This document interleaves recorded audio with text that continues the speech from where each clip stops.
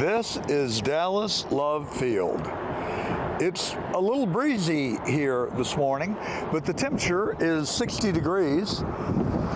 And on November 22nd, 1963, at this very spot across the field was where John Kennedy, Mrs. Kennedy, Lyndon Baines Johnson, and a host of other dignitaries, including then Governor of Texas, John Connally, arrived for his visit to Texas.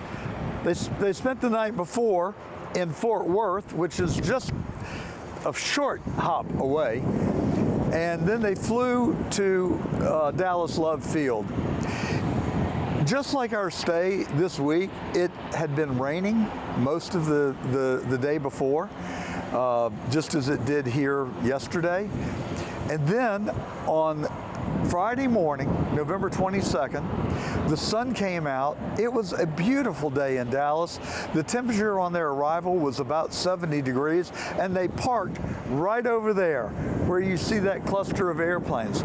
That is the VIP arrival area, and that's where President Kennedy disembarked from Air Force One, and the decision was made because it was such a beautiful and comfortable fall day that they would ride in an open limousine downtown, where the motorcade would go through downtown Dallas on its way to the Trade Mart, where President Kennedy was scheduled to speak at 1 p.m. for lunch. So today, we're here in Dallas. We're right here at Love Field at high noon. We're going to trace President Kennedy's footsteps as well as those of Lee Harvey Oswald. You don't want to miss this one, folks. Stay tuned. We're also going to talk to Lee Harvey Oswald's mistress at the end of this broadcast. Stay tuned for that.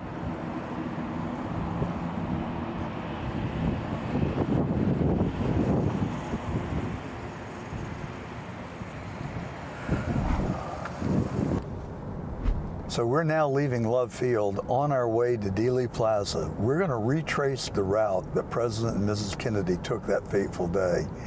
It's a day that looked very much like the day today. A blue sky, crisp, comfortable temperatures, and he was greeted by a very warm crowd. There had been a lot of talk about whether Kennedy would be well received in Texas. He was extremely welcomed. People were very excited to see him, and the streets were lined by people wanting to see the presidential motorcade. It was a beautiful day, much like today. The temperature was 70 degrees, nice enough that the president would ride in an open vehicle on his way to Dealey Plaza, which is just 5 miles from where we are right now. We're going to retrace his route today. The decision was made because it was such a pretty day to be in an open vehicle, and the route was actually changed that morning to take the motorcade through Dealey Plaza. We don't know who made that decision, but what we do know was that the head of the presidential detail for the Secret Service was not present that day. He was actually given the week off by his superior for reasons that we don't know to this day, but we have our suspicions, don't we?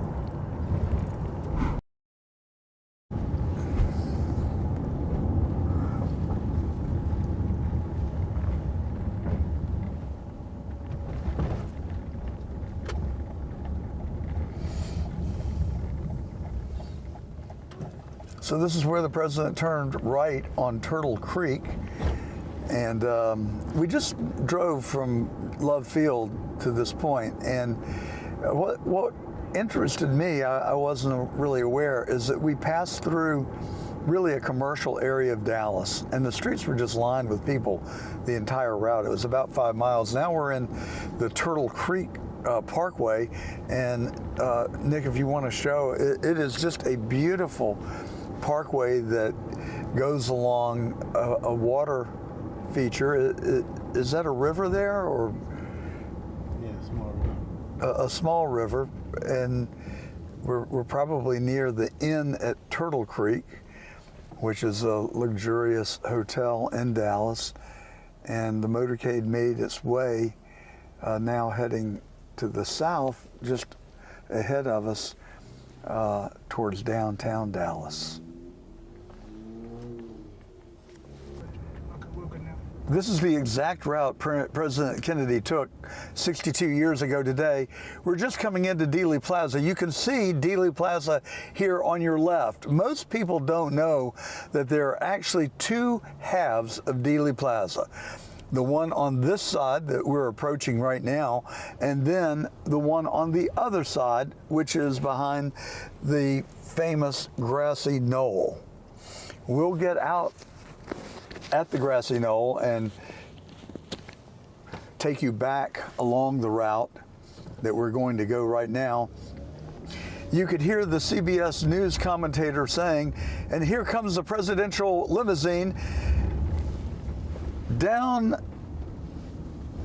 what street are we on? Houston. Down Houston, approaching Elm. Approaching a railroad crossing.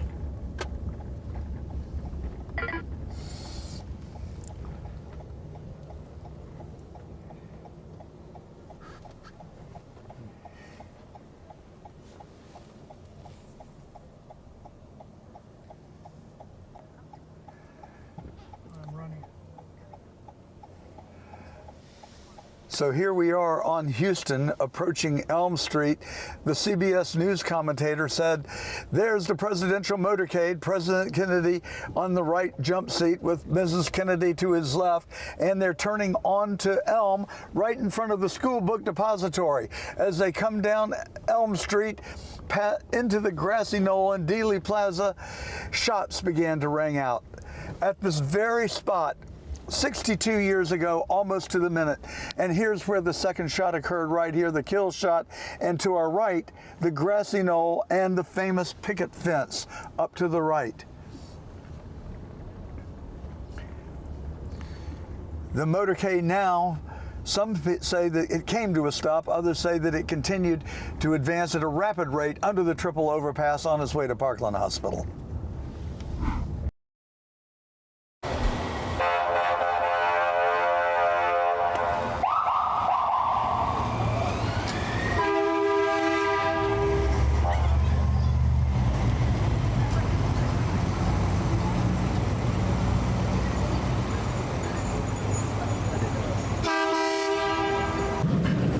So you can see a line of Lincoln Continental convertibles, much like President Kennedy rode in, commemorating his assassination, right here in Dealey Plaza, 62 years, almost to the minute, of the fatal day in Dallas.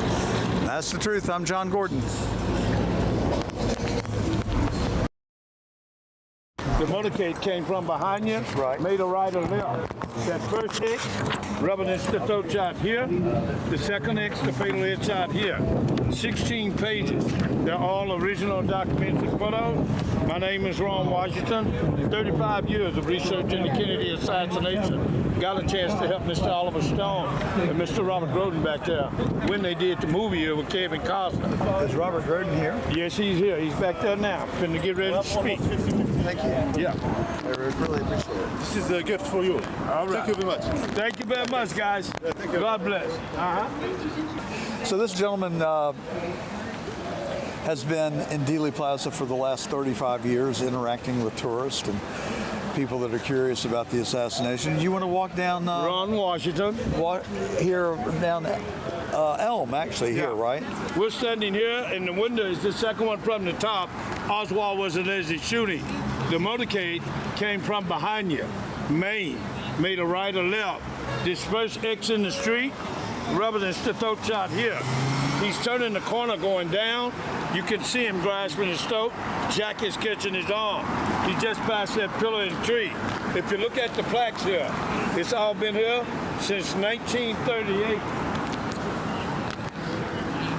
Everything is the same with the exception. You won't see the Hearst Chevrolet sign on top of the building. The fire escape is no longer on the building across the street. The shutter blinds are no longer on the School Book Depository, and the Stemmons Freeway sign is no longer in the center of the Grassy Knoll. He's turning the corner going down.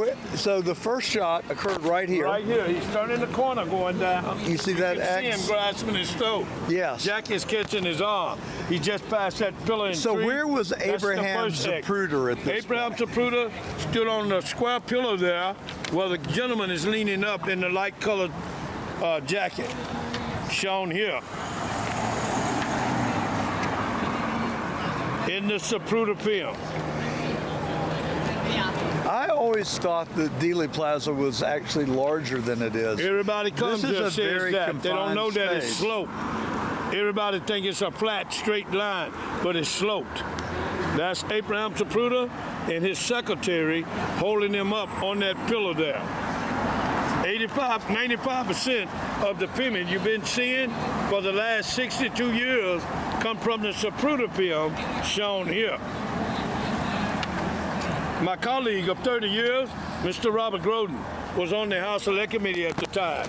He's the first to enhance the Zapruder film frame for frame, where you can see him being hit, Jackie reaching back at him remain. Well, let's walk the street a little bit All right, sir, further.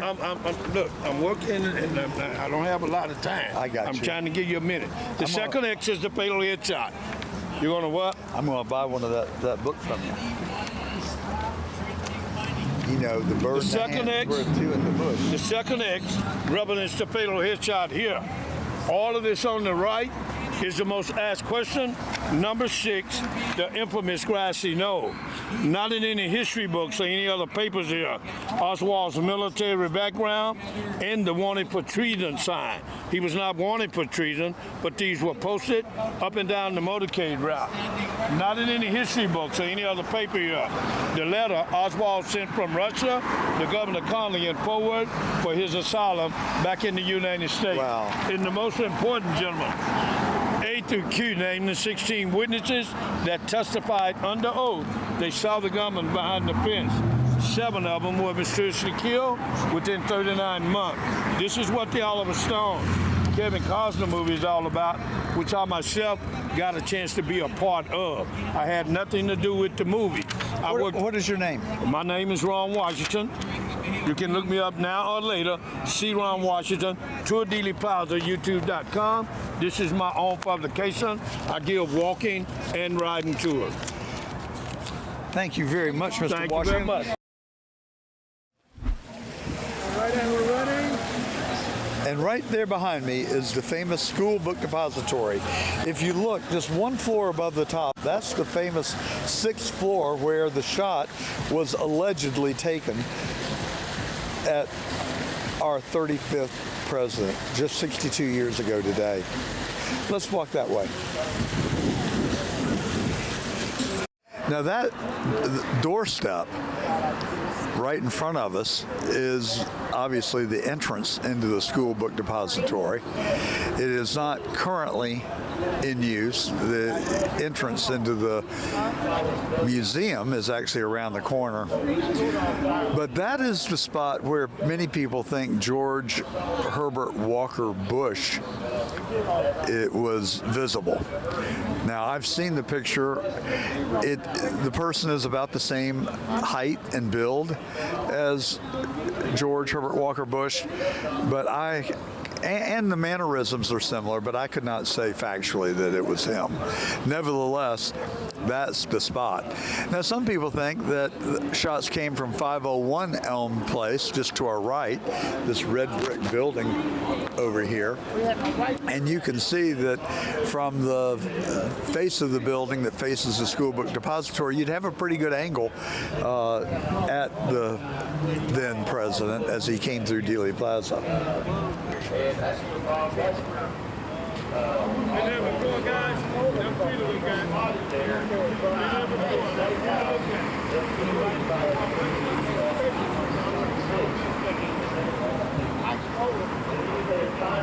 Motorcade made the famous hairpin turn, which was strictly against Secret Service protocol, but not on that day. Sir, are you a Kennedy assassination expert? No. Photographer, not expert. Photographer. Have you looked at the assassination? I have. And what photography do you have? Or These are photo packs. Actually, it's not all JFK oriented. 2/3 of it is. Part of that, like the white envelopes, is just DFW. Like the 12 most common locations that people want to remember. Then it's JFK and Dallas history. Then the brown envelopes is conspiracy theories. And which envelope do you subscribe to? None of these have an opinion. They're just facts that I found. Fair enough. Even the conspiracy theories are facts that people believe, but I don't subscribe to any of them. You think Oswald acted alone? Probably. Nice chatting. Thank you.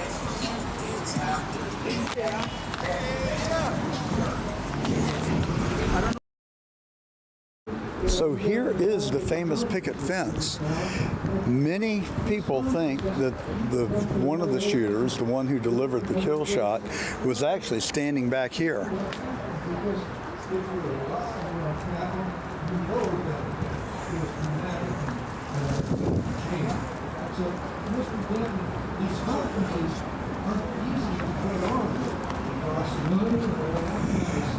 This is the exact spot many people think that there was a shooter. You can see that they would have had the limousine in their sights the entire way down Elm Street, just until it passed where Abraham Zapruder was standing over here, and then the second column, you can see that you could feel like you can reach out and touch the very spot where President Kennedy was fatally wounded. This is where I think the fatal shot came from. I don't discount at all that there was a shot from the 6th floor depository and probably the Elm Street building we pointed out earlier. So now we're up to 3 would-be assassins. There were also 3 hobos that were seen in the area.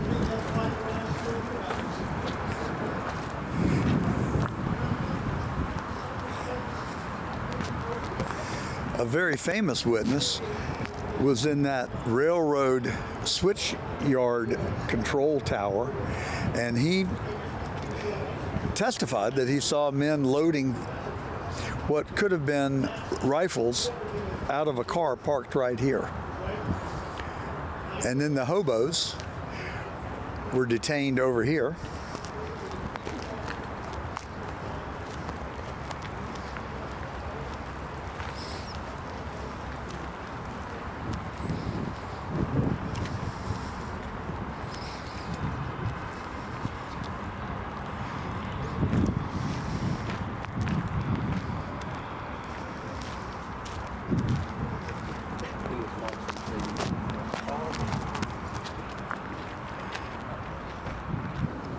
This is the train yard control tower where the witness was overlooking the very back of the grassy knoll.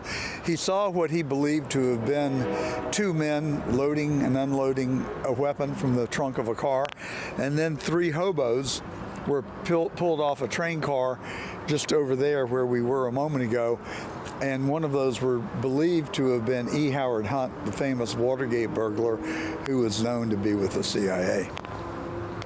And by the way, that person's name was Lee Bauer, who was up in that window right there and had a bird's eye view of the back of the grassy knoll.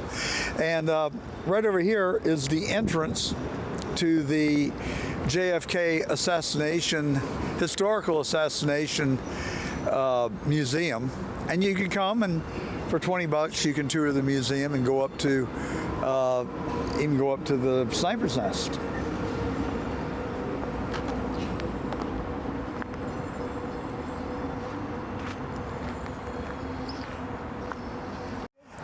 This is where 3 hobos were actually stopped and detained and briefly put under arrest. I don't know arrest, but they were detained. How about that? And some people think that there was possibly a fourth shooter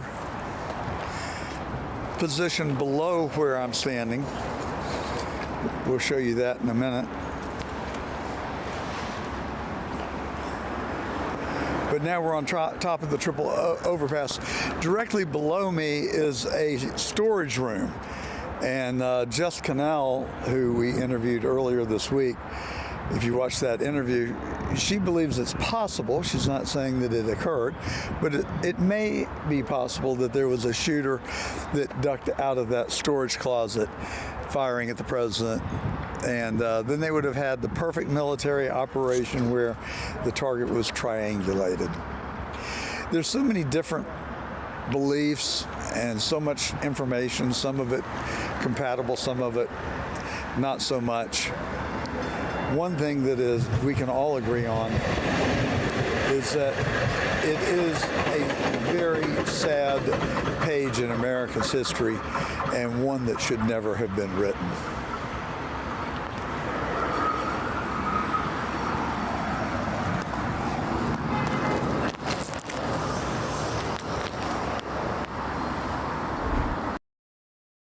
Best as I could determine, this is where Howard Brennan was standing. He was a witness. He would have been facing that way as the motorcade came down.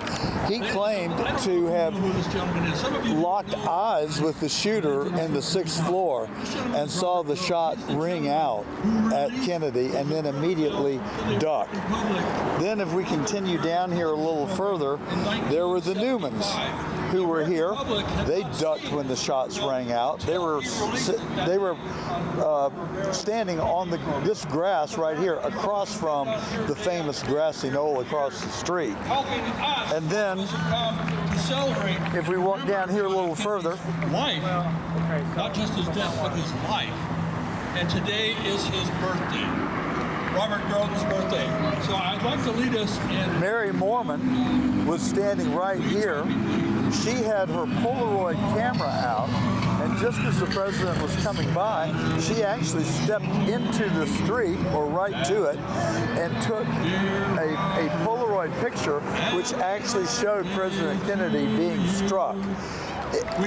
She was because I don't believe you 20 feet from the president when he was killed. Then Howard Zapruder, or Abraham Zapruder, I should say, was standing right over there, next to that concrete column on the Grassy Knoll, as was Gordon Arnold, who was a former military person. He said that he ducked immediately because he could feel and hear a bullet passing by his head on its way to striking President Kennedy. One of the things that really surprised me about the Grassy Knoll and this area is that it's so small. It is a confined area, and there's just, really.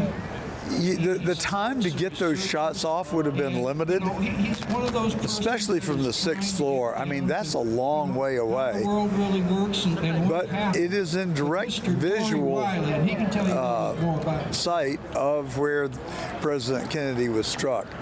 But it would have been a much more difficult shot than if you were standing behind that picket fence, which is where we'll go now, where a lot of people, including myself, think that the kill shot originated. This is 1026 Beckley. This is Lee Harvey Oswald's rooming house. Now, we're told that he left downtown, it's a mile and a half that way. He got on a bus and rode for about a half a mile, but the bus then got trapped in traffic and was gridlocked, not going anywhere. So he jumped off the bus and supposedly took a taxi cab to this very rooming house. Let's go inside.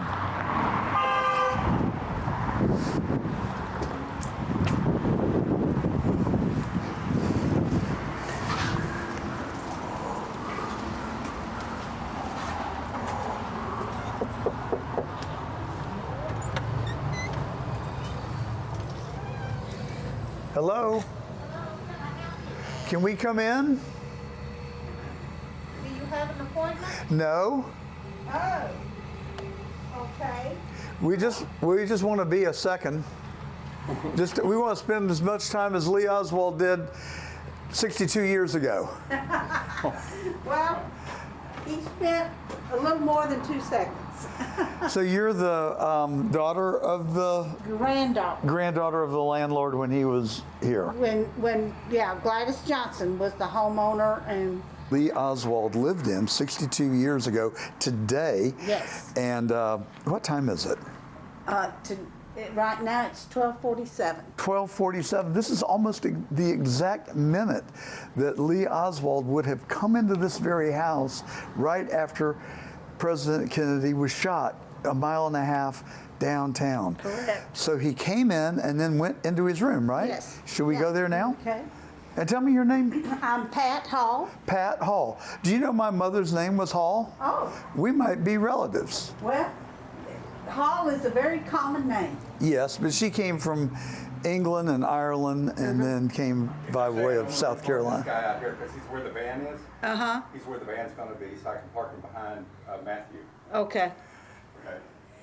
Okay, this is Mr. Lee's little room. Oh my gosh. I There have were seen. French doors here. Uh-huh. You know, so he did have privacy. I'm just amazed at how small it is. And there It was the smallest room out of the 18 bedrooms 18 bedrooms? 18 bedrooms in this house. Good heavens. The house is very deceiving. Wow. So this was obviously his bed. Yes, And this is so the original bed. So when the police came, what did they find? And how long after the president was shot did they arrive? They didn't get here until between 4 and 5. Oh, really? Yeah. Yeah. And Oswald had been in custody for 2 or 3 hours by then. Yes, absolutely. And what did But they they find? didn't even know, really, that they had already had him in custody Oh, because he was arrested for the alleged murder of J.D. Tippit, right. police officer. And at that time, the detectives all had their desk all on one floor. And so there were teams, one for the assassination and one for the Tippit shooting. And one of the officers, detectives, wrote this address on his business card. And he said, looked at Detective Lavelle and said, do me a favor, have one of your guys go over to this house and see if this Oswald guy ever came home. Oh, And he says, well, why do you want to talk to Oswald? And he says, well, he's just a person of interest. He didn't... and who did he say that to? Detective Jim Lavelle.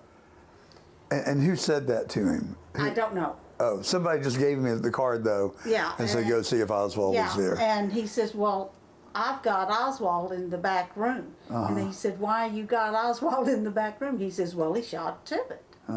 And so, and that's how they realized. So is this what the bed looked like? Yes, yes. This is everything that the FBI took out of this room that was his personal items. And this is an inventory of those things. Wow. And then is this? And that's more stuff that he had out at Ruth Payne's house. Oh, I see. Uh-huh. Would you have a picture of what this very bed looked like then? Yes. Well, it's not a great picture because this is my grandmother on the night of the assassination, and this is after the FBI has come in and taken everything. Yes. And supposedly there was a holster that he Yes. left laying out on the bed. I have a replica right here. I see. And so did they find guns in the room? They no. Lee had one revolver, and he Yes. had that on him at the Texas Theater when he was arrested. Yes. All right. Well, Yeah. well, how about the knives? What? The knife was here. You can see that in the picture. Right Oh, there. yes, I see. Gotcha.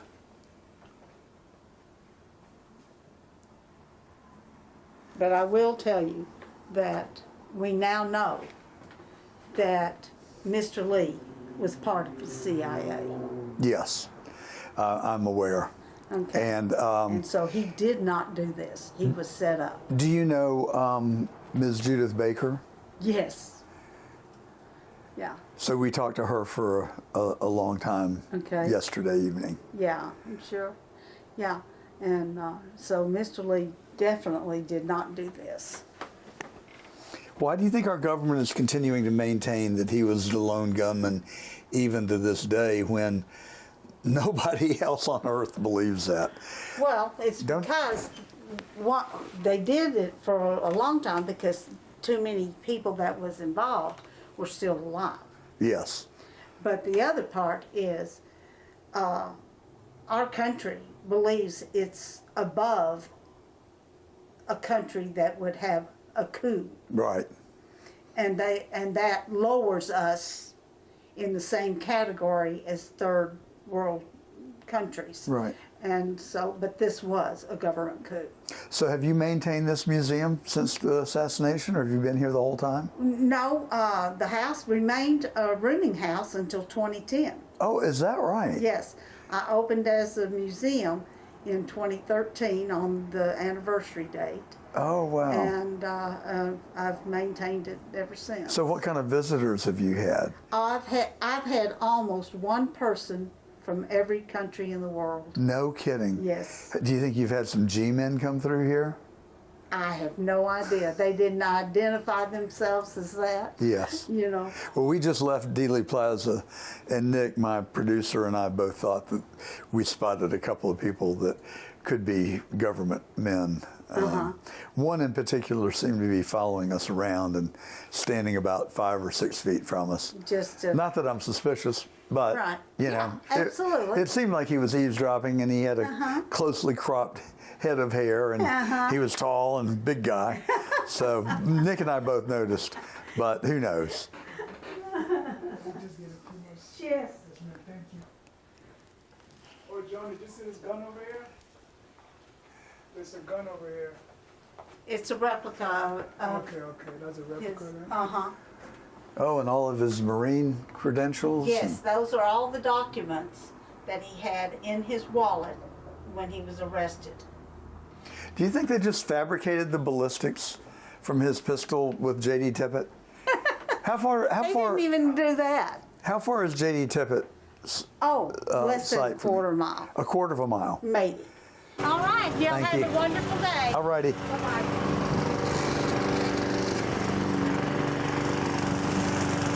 So this is where the police car came down the street. According to the housekeeper who worked in this rooming house, the cop car slowed down and got to this intersection and beeped its horn twice. The housekeeper seemed to think there was relevance to that. Ms. Hall does not. She thinks that it was because there was a car stopped here to go straight and the cop car was just beep, beep, like move on. But we're gonna go right now a quarter of a mile up the road, and that's where J.D. Tippit was shot 62 years ago, almost to the minute. Let's go. So we're at the location where Officer J.D. Tippit was shot 62 years ago, almost to the minute that we're recording this. It was right here on the corner of Patton and 10th Street, about 2 miles from Dealey Plaza, a half a mile from the boarding house that we just left. And so there's a plaque here, an historical plaque. On November 22nd, 1963, at this intersection, Dallas officer J.D. Tippit was murdered by Lee Harvey Oswald. That's a lie. I don't think Oswald killed Tippit, nor do historians and journalists with whom I've talked. But anyway, 45 in Dealey Plaza, after the assassination, Oswald fled to his rooming house in Oak Cliff, in the neighborhood where Officer Tippit was assigned while on patrol and traveling east on 10th. Having just crossed Patton Street, Tippit stopped Oswald, who was walking across the sidewalk. After a brief conversation with him through the passenger window, Tippit exited his patrol car.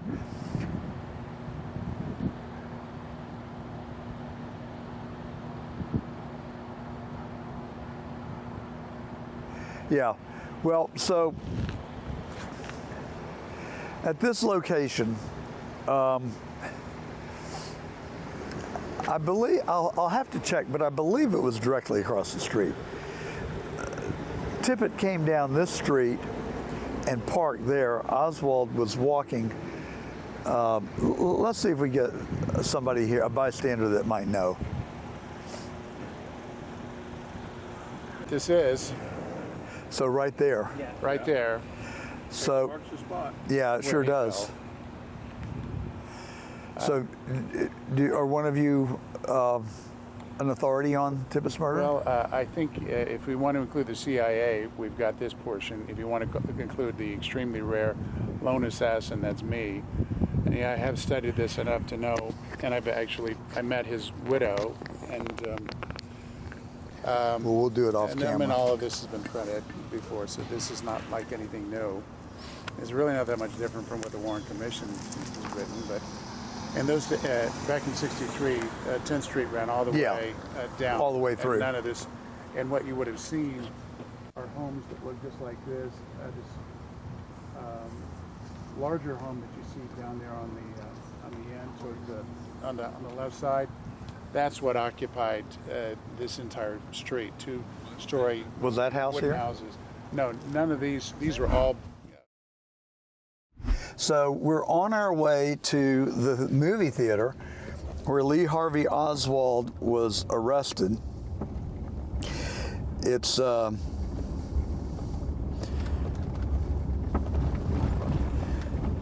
on West Jefferson Boulevard and at 231 West Jefferson Boulevard. And now we're checking our mileage. Is this Jefferson? What street is this? Jefferson. This is Jefferson. All right, let's look. What's the number for the shoe store? What's the number for the shoe store on Jefferson that Oswald passed? 2251 West Jefferson. That's Hardee's. All right, so can you let us out at 221 West Jefferson? Okay. 221? That'll be the next block up. Are you getting tired of us yet? Oh, no. This is pretty interesting stuff. Okay, good. This is the very theater just south of downtown Dallas where Lee Harvey Oswald was arrested 62 years ago, almost to the minute. He is alleged to have shot J.D. Tippit a mile .2 in that direction.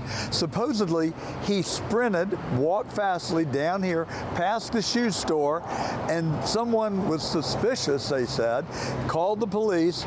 They tracked him down here, or he ran down here and then entered the movie theater right here. And I guess his offense was he didn't pay for the movie ticket. And that's what got him into trouble with the police. Anyway, we have an individual here. Tell us your name, please. My name is Jacob. Jacob. Yes, sir. And you've studied the Kennedy assassination. I have. Living in Dallas, you kind of have to. Yeah, and you serve this movie theater. I do. You deliver Yes. beer, I think, Yes. to the movie theater. Two different things, actually. Deliver beer here, but they actually had church here years ago. Oh, wow. So that's how I kind of got in with them, is that they were having church here, and So they serve beer in the church? no, they didn't, but I wish they did. I was going to say, my I kind of wish they church. did. Anyway, so Oswald ran down here. He ran past the shoe store. A guy said, he was acting freakish, so he followed him. Yes. Who does that? Anyway, he followed him down here. Oswald had already gone past the ticket taker into the theater where he took a seat. Yeah, And- didn't pay for a ticket, yet they said $15 on him. Yeah. So all he had to do was buy a ticket, but Right. he didn't. He was in a hurry. Now, if you know where Jack Ruby lived, he lived on, I think, Irving Boulevard.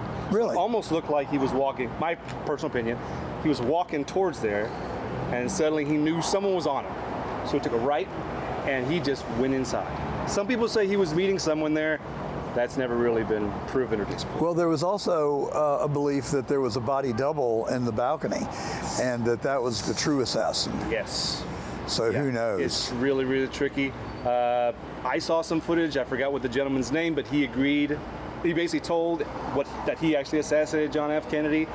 I don't know what his word is. He's now passed away, but he was in jail for a long time. He admitted to doing it, and Lee Harvey Oswald was just somebody that was a part of it, but he had nothing to do with it. A patsy, maybe. A patsy, yes. Well, let's walk inside and we'll see where Oswald was seated when the movie was going, or when he was arrested. Thank you so much.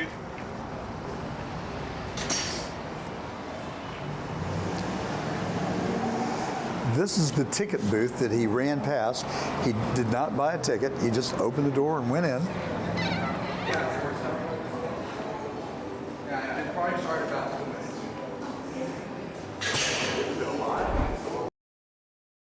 So this is where Abraham Zapruder was, right on that column? Right here.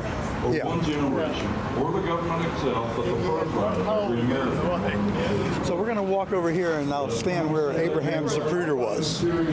Yeah, the hobos were right there. I'm going to come back there in a second. Moral clarity that John Kennedy carried into this plaza on a bright November noon, and that we will pass it hand to hand, heart to heart, until it lights their way as an eternal flame. Dallas loves you still, Mr. President. Texas loves you still. And America's leaders and America's people still need your kind of courage.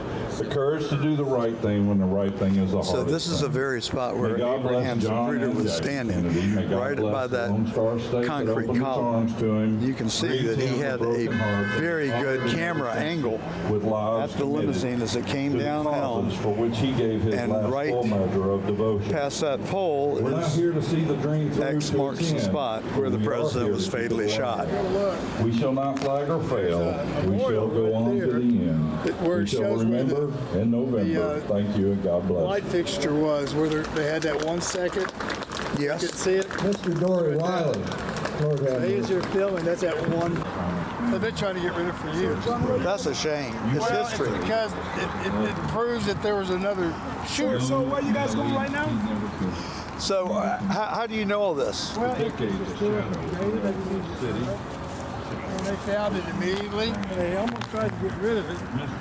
But if you'll look, the size of that, a Corcana, 6.5 Corcana, 52 milligram, that is the size of that shell. It was a miss. It came in and knocked that out, and they've been trying to get rid of it since then. I'll be darned. So you can clearly see that that did come from the School Book Depository. It is in direct line of sight, but it would represent a fourth bullet. It would prove there's another shooter, literally. Because if you're familiar with a Corcana, it's an old Italian rifle, bolt action. I'm a shooter. You can get off those shots, but you can't hit shit. I mean, but you can get those shots off, but it's a bolt action. Well, why does that prove that there was a second shooter? Because there's too many numbers. There's too many shells. There's too many shots. Yeah. Oh, I see what you're saying. Yeah, you could not get off 4 rounds in that period of time.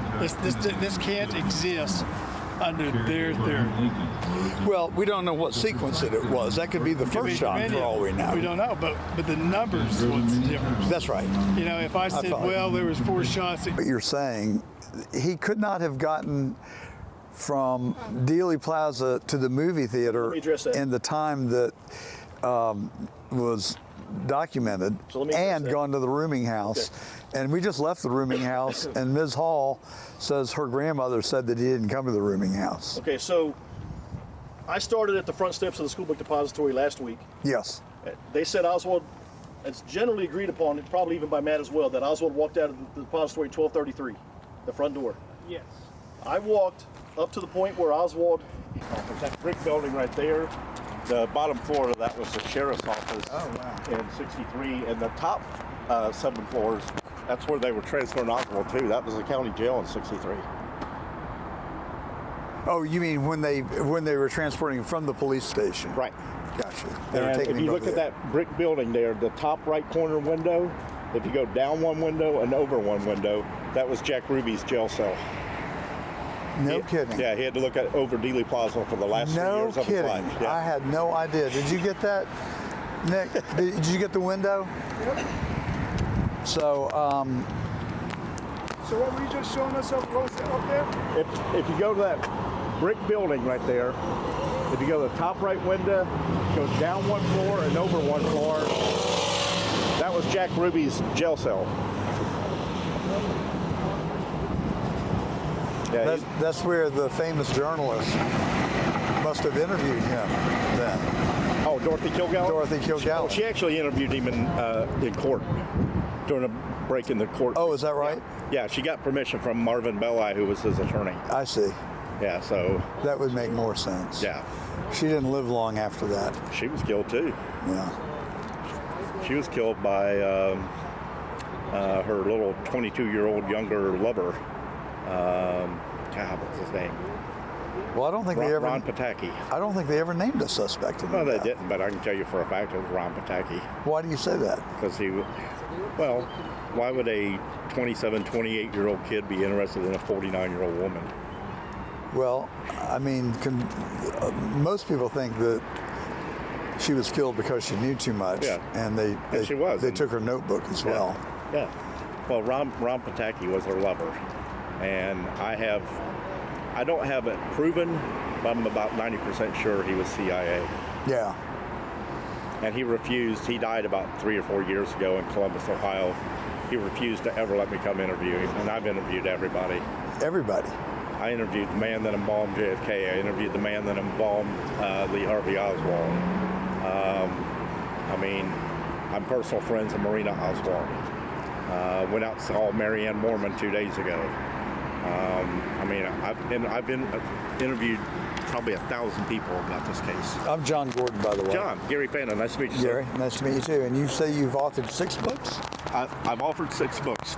One on Lee Harvey Oswald, one on JFK's death, one on RFK, one on JFK Jr., and 2 on the CIA. So, what's your theory? What's your working theory? Our own government killed him. Yeah, I think so too. Primarily orders from Lyndon Johnson, because Lyndon Johnson was about to go to prison for extortion and bribery. So, tell us about Lee Oswald's girlfriend. Judith? Judith, yes. Yeah, she's up there right now. Yeah, no, I interviewed her yesterday. Oh, okay. What's your thought? I believe Judith because she's got too much documentation, and all of her work has basically been backed up by Ed Haslam's book, Dr. Mary's Monkey. Yeah. Personally, even though I know Judith, and even though Marina Oswald knew of Judith, I think she's embellishing the affair a little.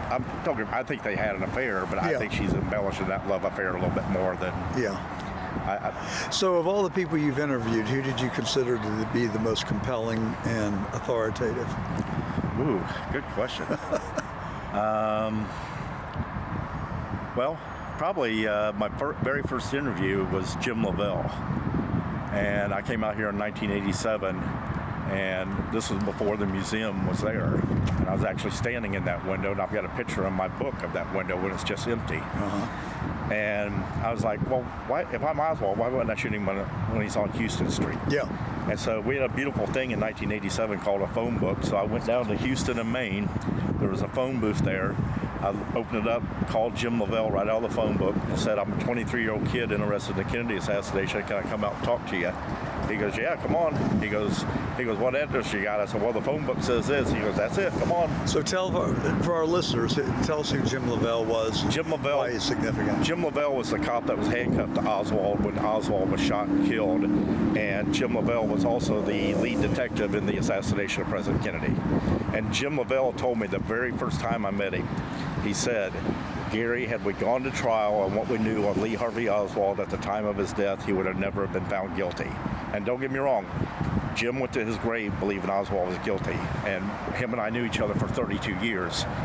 We always had the opinion, we could respectfully agree to disagree, but I mean, he was a cool guy.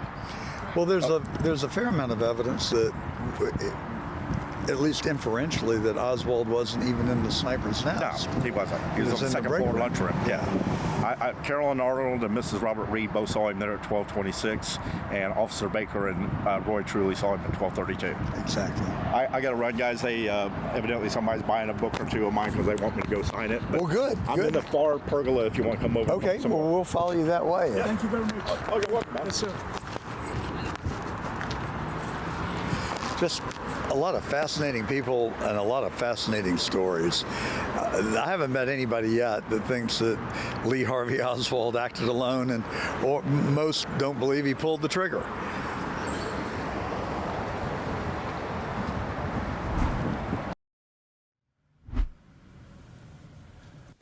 So this is the approximate location of where President Kennedy would have been brought to Parkland Hospital. It's since been torn down, and there's no longer remnants of the emergency room, but this is the approximate location of where he was brought. And he died at 1 o'clock Eastern Time 62 years ago, almost to the minute.